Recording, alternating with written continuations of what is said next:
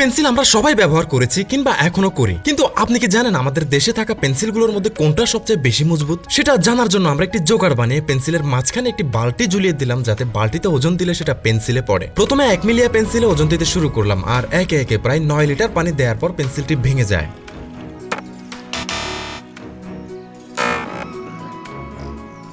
তারপর কিউডোলা পেন্সিল দিয়ে শুরু করলাম, আর সেটাতে পানি দিতে থাকি। ভেবেছিলাম এটাও 9 লিটারের মতো নেবে, কিন্তু 8 লিটারের একটু কম পানিতে পেন্সিলটি ভেঙে যায়।